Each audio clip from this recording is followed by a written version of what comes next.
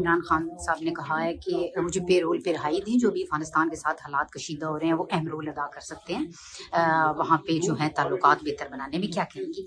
دیکھیں، بات یہ ہے کہ عمران خان صاحب کے پاس بڑا سنہری موقع تھا جب وہ پرائم منسٹر تھے. انہوں نے کیا کیا کہ ہمارے بچوں کے جو قاتل تھے، جو کہ ایکسٹریمسٹ ایلیمنٹ جن کو گرفتار کیا گیا تھا، انہوں نے ان کو رہا کر دیا.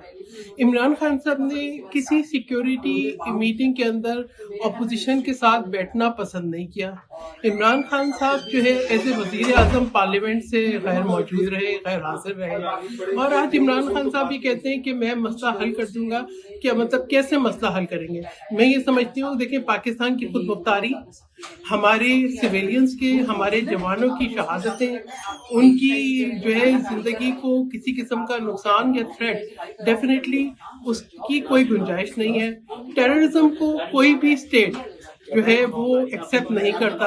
اور میں یہ سمجھتی ہوں کہ اگر کوئی پاکستان کے اندر پاکستان کی ریٹ کو، پاکستان کی سیکیورٹی کو چیلنج کرے گا تو اس کو ملک کی جو موجودہ حکومت ہے، جو اسٹیٹ ہے، وہ اس سے ڈیل کرے گی.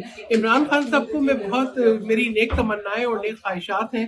اللہ تعالیٰ کو بہت کم موقع دیتا ہے، لیکن جب موقع ملے تو اس کو بڑا وائسلی استعمال کرنا چاہیے. آپ نے جب جو ہے ان ایکسٹریمسٹ ایلیمنٹ کو رہا کیا تھا تو ہم وہ تمام لوگ جو کہ اے پی ایس کا سانحہ دیکھ چکے تھے، شہید محترمہ بینظیر بھٹو صاحبہ کی شہادت دیکھ چکے تھے. کل 18 اکتوبر اب آ رہا ہے پرسوں، تو آپ یہ دیکھیں کہ اسی ہم نے کتنے لوگوں کو دہشت گردی کا شکار ہوتے ہوئے دیکھا. 150 سے زیادہ شہادتیں تھیں.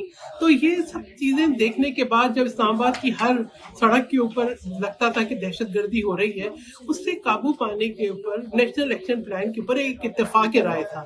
اس کے بعد ہر دفعہ ہم پالیسیز پہ یو ٹرن لیتے ہیں.